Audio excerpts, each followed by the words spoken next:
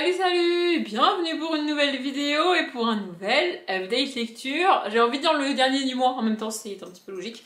Je suis habillée comme dans le dernier, je vous ai pas prévenu parce que j'étais pas sûre de réellement tourner les deux à la suite et je suis pas certaine de la luminosité jusqu'à la fin de la vidéo, mais je vais tenter quand même. Et dans cet update, je vais enfin vous parler des derniers livres que j'ai lus au mois d'août. Alléluia! Début octobre, on passera au livre que j'ai lu en septembre. Mais le livre pour septembre, franchement, ça ira vite. Du coup, on est reparti pour 4 nouvelles romances. Vous noterez que dans le dernier update lecture, il y a un livre qui n'était pas une romance. Mais ça change, quand même, ça change.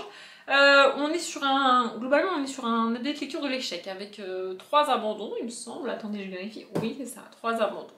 Mais on finira par un livre que j'ai vraiment aimé. Franchement, c'était vachement cool. Mais on va commencer par 2-3 catastrophes. Bah, 3 du coup. Le premier, c'est Attirance de Sarina Bowen et Elle Kennedy. Il me semble que c'est un tome 1, mais alors clairement je m'en fiche parce que je lirai pas la suite et j'ai pas été très loin. Voilà, j'ai lu une 30aine de pages, de nouveau, c'est une catastrophe.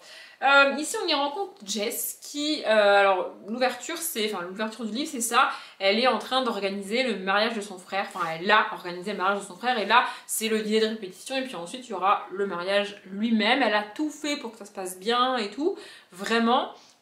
Sauf que son frère a choisi en témoin une personne qu'elle apprécie pas et qui s'appelle Blake. Voilà, c'est d'après ce que j'ai compris et d'après mes souvenirs, c'est un homme avec qui elle a couché il y a quelques mois, quelques années, j'en sais rien, avec lequel elle regrette d'avoir couché. Et voilà, du coup c'est ça le début, elle est hyper stressée pour l'organisation, machin, bidule et tout, et lui il déboule. Et en fait j'y arrive pas. Parce que le personnage masculin, alors vraiment, je vais vous lire ce que j'ai marqué sur mon post-it, mais alors c'est terrible. J'ai écrit personnage masculin bête comme ses pieds. Je suis désolée pour les personnes qui ont aimé ce livre, mais à un moment donné, le gars, genre vraiment, c'est pas possible. Enfin, c'est un bonnet. Vraiment, je suis désolée, mais à un moment donné, enfin, je sais pas comment expliquer, mais t'as l'impression qu'il a pas de connexion bouche-cerveau. Genre, je sais pas comment expliquer, mais vraiment, il y a un truc qui fonctionne pas bien à un moment donné. C'est pas possible, vraiment, c'est pas possible. Mais... En fait, c'est un gamin. C'est pas qu'il est bête, c'est que c'est un gamin. Sauf qu'il doit avoir une 30aine d'années et il se comporte comme un gosse. Genre, vraiment, il fait des blagues nulles. Moi, je l'imagine bien rigoler avec un rire bien gras, genre débile, mais genre vraiment, enfin, ça m'insupporte. Vraiment. Alors, quand j'aime pas le personnage masculin, j'ai un peu de mal à avancer dans une romance. Vous le savez maintenant, enfin, je pense. Mais surtout, là, dans ce cas précis, il y a des fois où j'accroche pas avec le personnage masculin, mais je suis capable de comprendre que une femme tombe amoureuse de lui, ou soit attirée par lui. Là, je comprends pas en fait. Là, vraiment, je ne vois pas. Mon cerveau refuse. C'est pas possible. Je vois pas, c'est pas possible. Je ne comprends pas. Vraiment. Qu'elle soit attirée, mais en même temps pas trop attirée. Je comprends pas. Vraiment, ça me dépasse. Ça me dépasse. Donc, du coup, j'ai pas lu. Hein, voilà. Le suivant c'est Be Mine, le tome 1 de N.C. Bastian. Et là j'ai mis un peu plus de temps à me rendre compte que ça collait pas. Puisque je l'ai abandonné, mais j'ai quand même été jusqu'à la page 89. Et c'est... En fait c'est pas comme dans l'autre où vraiment le personnage masculin je peux pas et du coup j'arrive pas à avancer. Là c'est plein de petites choses qui font que... En fait ça coince, vous voyez. Mais du coup c'est pour ça que j'ai mis un petit peu de temps à me rendre compte. En gros on va suivre Kim. En fait, on est dans la tête du personnage féminin puis du personnage masculin, mais le livre est divisé en deux. Dans la première partie, on est que dans sa tête à elle, et dans la deuxième partie, on est que dans sa tête à lui. Pardon. Du coup, Kim et Alex. En gros, elle est française et elle allait tous les étés chez son grand-père aux États-Unis, en état qui a un nom sud, je sais plus quoi. Enfin bref, on s'en fout. Il existe le nord et le sud, et puis elle est dans l'état du sud. Vous voyez, enfin bref. Du coup, elle y allait tous les étés, jusqu'à ce qu'un été, elle sorte avec Alex, qui se trouve être en plus le beau gosse de la ville, tu vois. Alors en fait, ça c'est un cliché, vous voyez, quand j'apprécie les personnages, l'ambiance et la manière dont c'est fait, il me dérange pas. Mais alors quand j'apprécie pas tout le reste, ce cliché-là en plus, ça me tape sur le système, vous voyez. Bref, du coup, elle sort avec lui sur un été, et puis ensuite, il y a un quiproquo. En gros, il y a un truc qui s'est passé. Un truc qu'on lui a dit à elle apparemment, qui a fait qu'elle s'est barrée en France, elle est rentrée chez elle, elle est jamais revenue. Et lui, il comprend pas pourquoi elle est partie. Ça s'appelle un quiproquo. Puis, voilà. On a dû lui dire un truc déformé ou un truc mal interprété, et du coup, ils ont pas compris. Voilà. Et 5 ans plus tard, elle revient, elle retourne voir son grand-père, elle repasse l'été là-bas, et évidemment, elle va le croiser. Voilà, ça c'est pour le contexte. Et en fait, on est dans le milieu des bikers. En plus, c'est un biker, il y a plein de bikers. Il y a un festival de bikers qui est organisé sur l'été. Enfin bref, c'est le cas chaque été, blablabla, tout ça. Mais, alors, j'ai rien contre ce milieu-là. Sauf que là, de la manière dont il est présenté, moi, ça me dérange. Les descriptions des personnages féminins sont d'une violence. Vraiment. En gros, elles ne sont ramenées qu'à leur cul et leur sein. Je suis désolée, mais c'est le cas. Elles sont appelées les brebis. Alors ça me dérange, mais une violence, vous imaginez même pas. Et vraiment, en gros, elles ne sont déterminées que par leur corps, comme j'ai dit, et l'intérêt que peuvent leur porter les membres haut placés des bikers. Alors une femme définie comme ça, moi, ça ne passe pas. Genre, vraiment. Et pire que tout, quand une femme, ce qui était le cas de Kim, sort avec un biker, elle doit se battre, limite, contre les brebis, là, pour marquer son territoire. En gros, ça revient à faire en sorte que des femmes se battent pour un homme. Moi, ça me dépasse. Vraiment, dans l'autre sens aussi, ça me dépasserait vraiment, mais je comprends pas. Vraiment, je comprends pas. Et en plus de ça, en fait, ce qui me saoule, c'est qu'il suffirait juste qu'ils discutent. Tu vois, si au bout de la 2e page, ils se croisent, ils discutent, il n'y a pas de livre. Vraiment, ça me dépasse. Ça me dépasse.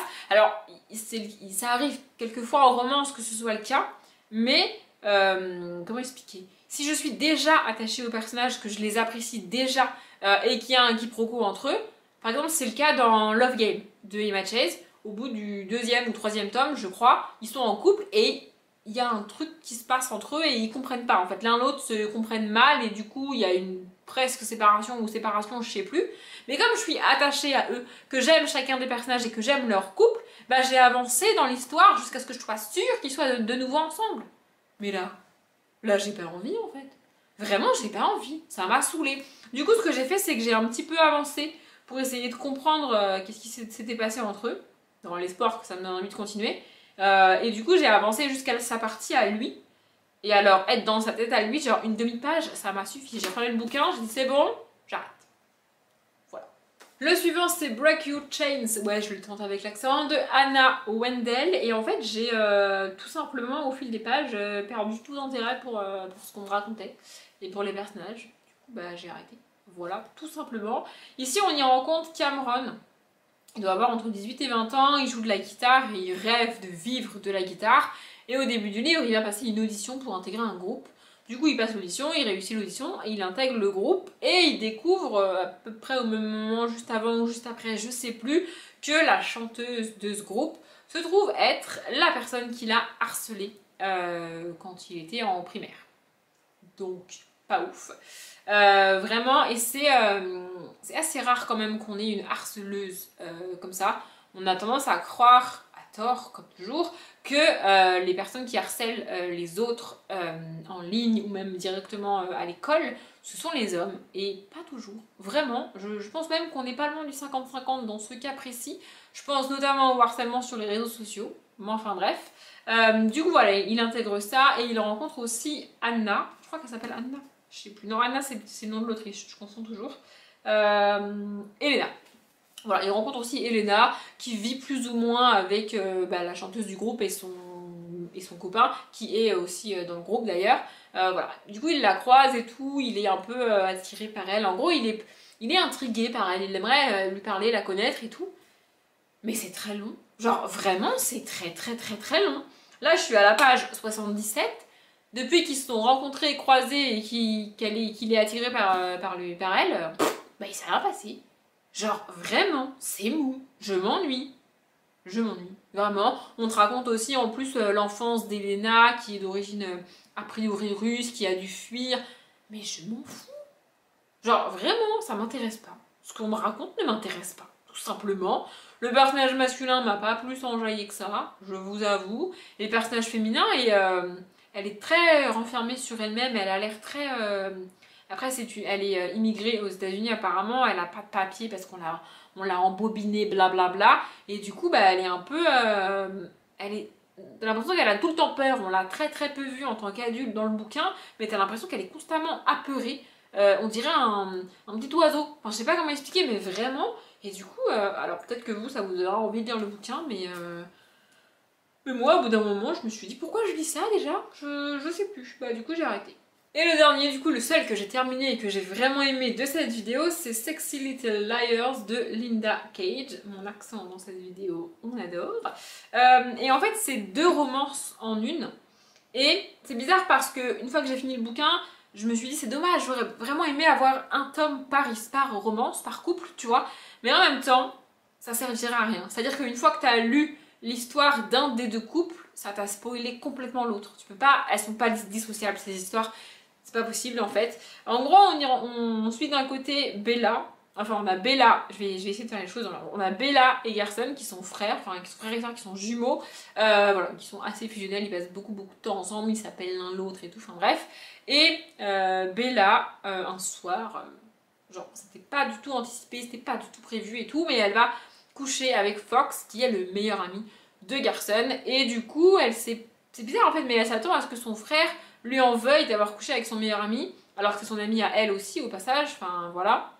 Voilà, vraiment elle veut pas lui dire, elle a peur de sa réaction, et puis petit à petit, ils vont, comment dire, ça va pas juste être un soir en fait, du coup, elle en vient à cacher sa relation avec Fox à Garson, et de l'autre côté, Garson va se rapprocher et rencontrer une jeune femme qui s'appelle Yellow, et qui se trouve être, comment dire, Bella n'apprécie pas du tout Yellow. Genre vraiment elle ne l'aime pas du tout, du tout, du tout. Il y a tout un passif et tout qu'on découvre au fur et à mesure entre elles. Et voilà, du coup on suit ces 2 histoires-là en parallèle où chacun du frère et de la sœur cache un secret à l'autre qui va, pour Bella, sûr, la blesser et l'énerver. Mais dans le sens, franchement, j'ai pas compris pourquoi elle voulait pas lui dire. Enfin, c'était pas non plus la fin du monde, mais bref. Voilà, et donc du coup ça va enchaîner des situations un petit peu difficiles et tu vois au fur et à mesure les 2 couples se construire. Jusqu'à, bah évidemment, la révélation de fin où chacun comprend avec qui est l'autre, tu vois. Et au-delà de ça, tout ce qui s'est passé dans le passé de Bella par rapport à Yellow et tout, enfin, d'ailleurs ce passé est absolument terrible, vraiment. Pour ceux qui l'ont lu, alors ça marche dans les 2 sens du coup, mais la révélation de fin ici est à peu près à la hauteur de la révélation de fin de Jeu de Patience. Pour vous donner un équivalent, genre vraiment, c'est à peu près la même chose. Tu crois que t'as compris, mais en fait t'as pas compris. Genre vraiment. Et franchement j'ai beaucoup aimé. Vraiment c'était très cool. En fait c'est le genre d'histoire au final assez mignonne et vraiment bien construite, bien écrite que tu prends plaisir à lire, en tout cas que j'ai pris plaisir à lire. Et quand t'as la révélation de fin, tu te dis c'était pas mignon du tout en fait, mais c'était quand même cool, vous voyez. Enfin bref, j'ai beaucoup aimé et je savais même pas que il existait des grands formats Harlequin comme ça. Enfin, ceux que j'ai, ils sont arrondis et tout, ils ont changé leur format et voilà. Bref. Pour tout vous dire, j'ai presque plus de batterie et j'espère que je vais avoir le temps de faire l'outro de cette vidéo avant que ma caméra coupe. Donc j'espère que cette vidéo vous a plu. Comme d'habitude, je vous souhaite une bonne journée, un bon après-midi, un bon appétit ou une bonne nuit et je vous dis à demain.